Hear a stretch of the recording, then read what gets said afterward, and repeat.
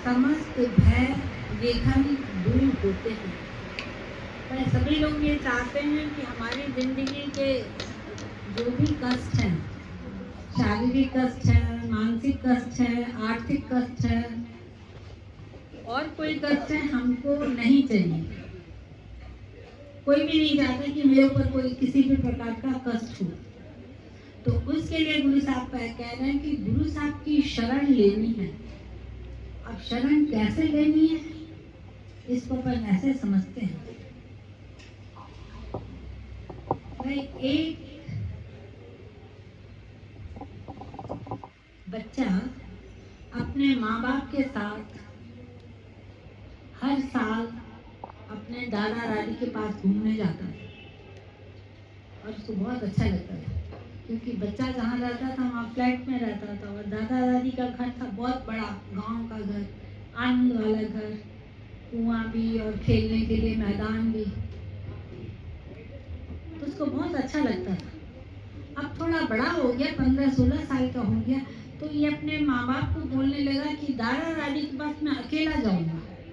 अब इतने छोटे बच्चे को माँ बाप, भले वो 15 साल का हो गया, लेकिन माँ बाप के लिए उसके थोड़ी मुश्किल बात हो गई थी कि बच्चे को अकेला छोड़ना। उन्होंने उसको बहुत समझाया लेकिन वो नहीं समझा।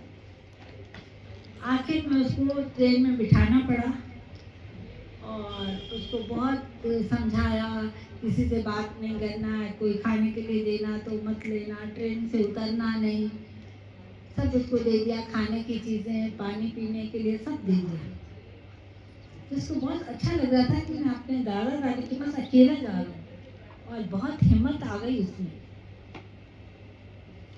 इसके पापा ने क्या किया, देखा कि वो अंदर से तो घबरा रहा था लेकिन ऊपर जो बोल रहा था नहीं मैं चला जाऊंगा, नहीं मैं चला जाऊंगा, तो उसके पापा ने उसको ट्रेन में बिठाकर और जब ट्रेन की खिड़की से उससे बाय करने लगा तब उसने उसको एक लिफाफा दिया और उस लिफाफे को बोला कि अगर तुमको ट्रेन में कभी डर लगे, तुम ट्रेन में अकेले हो जाओ या तुमको डर लगे, तो ये तुम खोलना और इसमें जो भी लिखा होगा वो तुम करना, तुम्हारा डर गायब हो जाएगा। वो लड़का तो बहुत खुश था, उसको काहेगा डर, बोला डर लगेगा, काहेगा डर, इतने सारे लोग बैठे, ये हैं 2-4 उसकी उम्र के लड़के भी बैठे थे, उनके साथ खेलूंगा, ये करूंगा, वो करूंगा। बैठ गया, ट्रेन चली, इसको बहुत अच्छा लगा, खिड़की के पास बैठ रहा है, घूम रहा है, ये कर रहा है, वो कर रहा है। 2-4 स्टेशन आ गए तो वो जो लड़के थे, उसके दोस्त थे, वो सब उतर गए। अब ट्रेन काफ़ी खाली हो गई, मतलब वो जो बोगी का वो हिस्सा था वो, इसमें वो अकेला लड़का अकेला बैठा। इतने में क्या हुआ कि एक भयानक चेहरे वाला आदमी उस सीट पर आकर बैठ गया और वो इस बच्चे को घूर रहा है, बहुत अच्छे से घूर रहा है और बच्चा अंदर ही अंदर डर रहा है, पता नहीं क्या कर देगा, पता नहीं क्या। देखो, घूरना और किसी अनजान व्यक्ति का घूरना और अकेला होना, परिस्थितियाँ ऐसी हैं तो वो बहुत घबरा गया। उसको याद आया, अरे मेरे को तो पापा ने कुछ दिया था कि डर लगेगा तो वो करना, मैं वो निकालता हूँ। उसने वो निकाला और उसमें पढ़ा, उसमें लिखा हुआ था कि तुम चिंता मत करो, तुम्हारे पास वाले बोगी में मैं बैठा हूँ, तुमको डर नहीं है, इस बात का डर नहीं है, और जब भी तुमको ऐसा लगे तो मैं तुम्हारे पास आ जाऊंगा। उस बच्चे के चेहरे पे उत्साह आ गया, अरे वाह, मेरे पापा पास वाले सीट पर बैठे हैं, पास वाले बोगी में बैठे हैं। इतने धीरे धीरे कदम से उसके पापा उसके सामने आ गए, क्योंकि वो उस पर नजर तो पूरी रख रहे थे ना कि कैसा है क्या है, उसको दिख रहा था, वो नजर रख रहे थे कि उसको डर लग रहा है। वो आ गए तो वो अपने पापा से इतनी जोर से चिपक गया, इतनी जोर से चिपक गया और खूब रोने लगा। तो बोला क्यों रहा है? तो बोला मैं इसलिए रो रहा हूँ, अगर अभी आप नहीं आते तो मेरा क्या होता। तो उन्होंने बताया कि देखो, हमारा भी यही हाल है, हम इस दुनिया में अपने आप को अकेला समझते हैं, रिश्तेदार ये सब है अपने साथ, थोड़ा साथ है, लेकिन उसके बावजूद भी हमको लगता है कहीं ऐसा ना हो मेरे घर में आग लग जाए, कहीं ऐसा नहीं हो कि मेरे को कुछ हो जाए, कहीं ऐसा नहीं हो गैस सिलेंडर फट जाए, मतलब कुछ भी हो सकता है, अपन सोच सकते हैं। लेकिन आपको गुरु साहब एक सहारा दे रहे हैं, तुम बिल्कुल चिंता मत करो, तुम बिल्कुल चिंता मत करो। बस एक जो लिफाफा है जो आपको पढ़ना है वो है आपका अमृत वेला। अगर आपने अमृत वेला संभाला है तो गुरु साहब आपको ऐसे सहारा देंगे, आपको पता नहीं। आप सोचिए, कल्पना करिए, जब वो बेटा अपने पापा को इतनी भयानक स्थिति में उसने पापा को देखा तो दूर की बात, उसे सिर्फ ये पढ़ा कि मेरे पास वाले बोगी में मैं बैठा हूँ, तो उसके मन की स्थिति कैसी हो गई। अपन को भी गुरु साहब पर ऐसा विश्वास रखना है कि आप जानो ना जानो मेरे आसपास मेरे परमात्मा हैं। दुनिया साथ दे तो ठीक है, ना दे तो भी ठीक है। आप कभी कभी देखिएगा आपके जिंदगी में ऐसे अनुभव होते हैं कि अपन को लगता है अब मेरा कोई नहीं है, मेरे को इतनी भूख लगी है, मेरे पास कुछ खाने के लिए है ही नहीं। कभी कभी ऐसी परिस्थितियां हो जाती हैं। पता है, एक बार मैं अमृतसर गई, तो अमृतसर मुझे ऑफिस से ज़्यादा छुट्टी नहीं मिली थी, तो मेरे को अमृतसर उसी दिन जाके उसी दिन वापस आना था और कोई साथ भी नहीं चल रहा था, मैं अकेली गई। ठीक है, मैं गई, तो अब ट्रेन पकड़नी है, जल्दी जल्दी करना है, तो मैंने खाने पीने का तो ध्यान ही नहीं रखा, बस ट्रेन में बैठ जाऊँ, मुझे सीट मिल जाए, ऐसा टेंशन था। तो मैं बैठ गई, ट्रेन में बैठ गई। अब ट्रेन चली, उस ट्रेन में कुछ खाने पीने के लिए मिले ही नहीं, और रात के 9 साढ़े 9 बज गए। अब सब लोग सो रहे हैं और मेरे को भूख में नींद भी नहीं आ रही। तो मैं गुरु बाबा से मन में ये सवाल कर रही थी, गुरु बाबा आई तो आपका दर्शन करने के लिए थी, फिर तुमने मेरे को अपने दर से भूखा निकाल दिया। कोई माँ बाप ऐसा होता है जो अपने बच्चे को भूखा निकालते हैं, तुमने वो भूखा निकाल दिया, मैं अब मेरे को भूख लगे, मैं क्या करूं, बस कुछ भी नहीं। इसलिए देखा कि मेरी सामने वाली सीट पर एक पटेल सोया हुआ था। तब ना वो पार्ले जी के बिस्किट है ना, बड़ा पैकेट आता, आजकल छोटे आते हैं, बड़ा पैकेट आता। तो उसने क्या किया, 2-3 पार्ले जी बिस्किट खा के और अपने तकिया के पास रख के सो गया। मेरे को भूख लग रही, अब क्या करूं। मैंने धीरे से उसके वो बिस्किट उठाए, जितना बिस्किट खा सकी तो बिस्किट खाए और वापस उसके पास रख दिया और मैं पानी पी के सो गई। अब 2-3 बिस्किट खा गए, पेट भर के। जब वो सवेरा हुआ, वो देख रहा था, तो उसको लग रहा था कि बिस्किट कम है, उसको देख रहा था कि कहीं गिर गए, लेकिन मैंने उसको बोला नहीं कि मैंने खाया, क्योंकि एक ये भी था कि एक पढ़ी लिखी लड़की कैसे उसको बोले बाबा तेरे बिस्किट मैंने खाए। मैंने कहा गुरु बाबा मेरे को माफ़ कर देना, मैंने चोरी तो करी है, मैंने उसके खाए तो, लेकिन मैं क्या करूँ। तो पता एक अंदर से आवाज़ आ रही थी। क्या आवाज़ आई कि तुम ये क्यों समझ रहे हो कि ये पटेल बैठा है, ये मैं हूँ, और तूने मेरे को बोला कि मेरे को भूख लगी है, मैंने तो तेरे को सब दिया, वहाँ पर लंगर तो चल रहा था, अब तू ही नहीं जाएगी खाने तो मैं क्या कर सकता हूँ। तू गई नहीं वहाँ खाने, अब ट्रेन में बैठ गई, अब ट्रेन में कुछ मैं और तेरे को भेज नहीं सकता था, तो इसलिए मैंने तेरे को वो बिस्किट भेजे। आप विश्वास करिए, मेरे को पार्ले जी बिस्किट ऐसे अच्छे नहीं लगते थे, मतलब पसंद, ज़्यादा मीठे भी होते हैं, ज़्यादा नहीं खाती नहीं।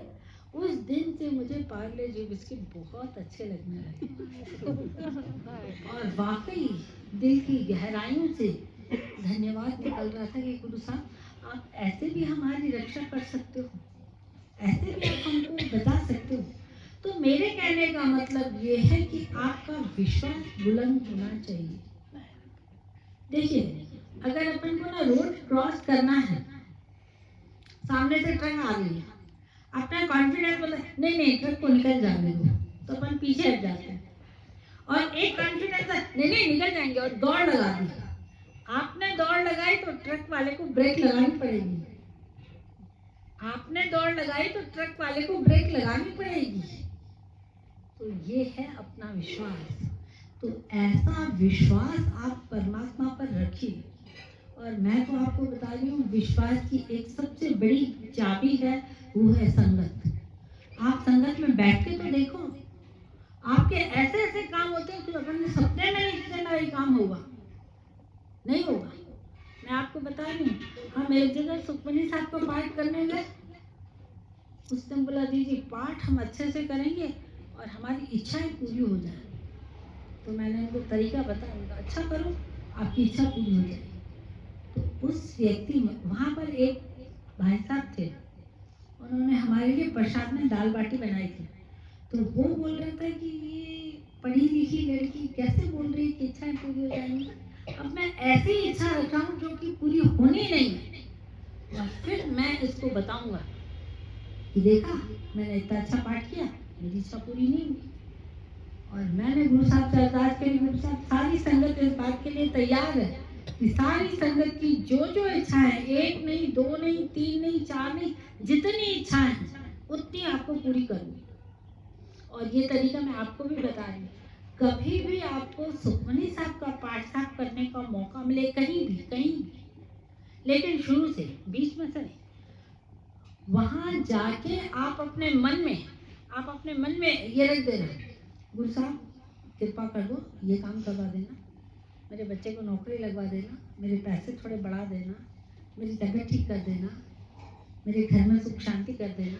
मतलब जो आपको ऐसे ही, बिल्कुल ऐसे ही, गुरु साहब ऐसा कर देना, गुरु साहब ऐसा कर देना, ऐसा कर देना, ऐसे आप बोलिए और आप देखिए आपकी इच्छा पूरी होती है। और आपको सुखमनी साहब पूरी पढ़नी है, बीच में से उठना नहीं है, बीच में बात नहीं करनी, बीच में पानी नहीं पीना।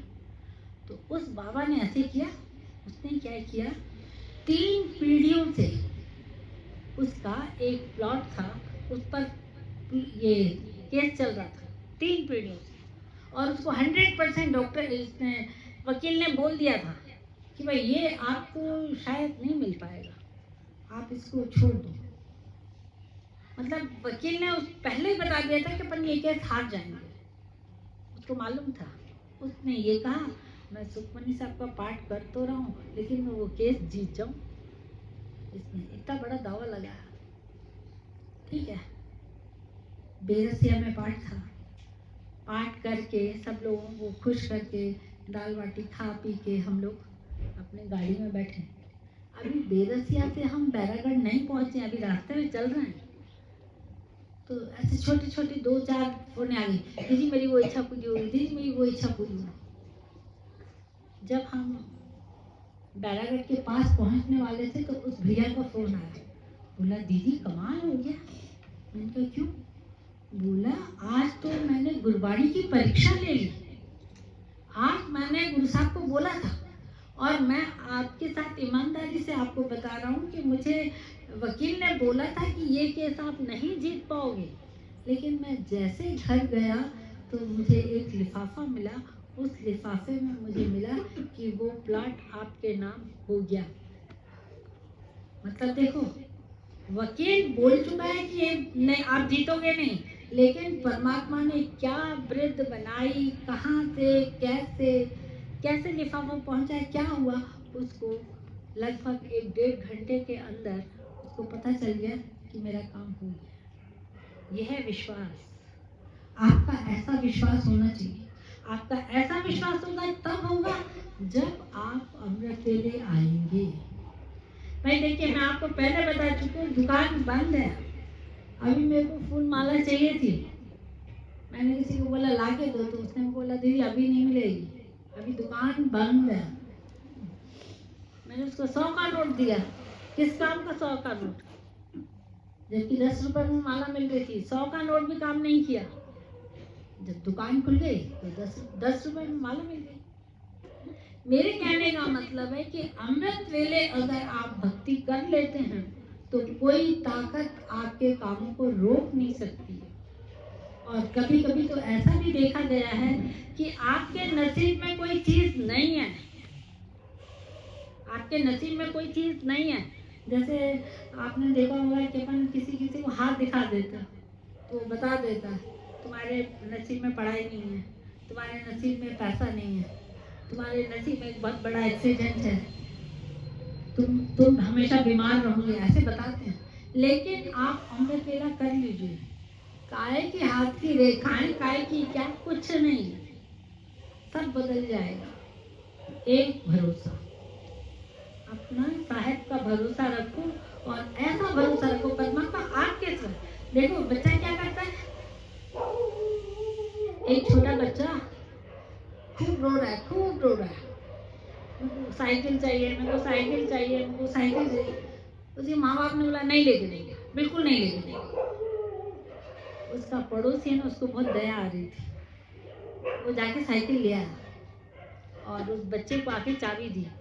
तो बच्चा साइकिल की तरफ देखकर अपने माँ बाप की तरफ देखने लगा, फिर साइकिल की तरफ देख रहा है, फिर माँ बाप की तरफ देख रहा है। तो उसका बाप बोल रहा है नहीं, और वो पड़ोसी इसको बहुत मना रहा है, मैं तेरे लिए लाया हूँ, तू मेरा बेटा है, तू ये। उसने उससे साइकिल नहीं ली। क्यों नहीं ली? उसको साइकिल की तो जरूरत थी, क्यों नहीं ली? कि देने वाला कौन है?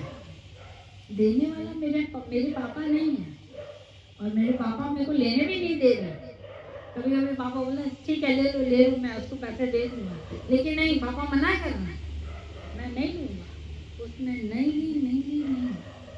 तो जो चीज आपके फायदे की नहीं है, जो चीज आगे चल के आपको बदनाम करेगी, वो आप परमात्मा से मांगोगे तो वो आपको नहीं देगी। जो चीज परमात्मा आपको नहीं दे रहे हैं, आप समझ जाना इसमें आगे चल के कोई भलाई नहीं। ये मन को समझा देगा। और अमृत वेला आपको संभालना ही संभालना है। कभी कभी परिस्थितियाँ ऐसी हो जाए, संगत नहीं मिले तो अकेले में ही सही, लेकिन आपको संभालना है। इसलिए गुरु साहब कह रहे हैं कि जो परमात्मा के प्रभु शरण लेने पर समस्त भय विघ्न दूर होते हैं। हे प्रभु, तुम्हारी शरण लेने से मेरे समस्त भय दूर हो गए हैं। ये अभी जो संगत बैठी है उन सबके लिए गुरु साहब का ऑर्डर है, वचन साहब हम सबके लिए है। दुख नष्ट हो गए हैं और सुख प्राप्त किए हैं। सारी संगत जो सुन रही है, उन सारी संगत के लिए ये है कि तुम्हारी शरण लेने से मेरे समस्त भय दूर हो गए हैं, दुख नष्ट हो गए हैं और सुख प्राप्त किए हैं। जब मैंने पूर्ण सद्गुरु का ध्यान धारण किया तो पारब्रह्म स्वामी दयालु हो गया। आज आप जो अमृत वेले उठ के आए हैं, तो गुरु साहब ने आप पर दया कर दी है, दया दृष्टि आप पर पड़ रही है। अब आप उसको संभाल के रखो कि कल अमृत वेले सो मत जाना। अगर कल अमृत वेले आप सो जाओगे तो दया दृष्टि गायब हो जाएगी। इसलिए आपको जो यहाँ बैठे हैं, जो सुन रहे हैं, उन सब के लिए ये है कि अमृत वेला पक्का संभालो।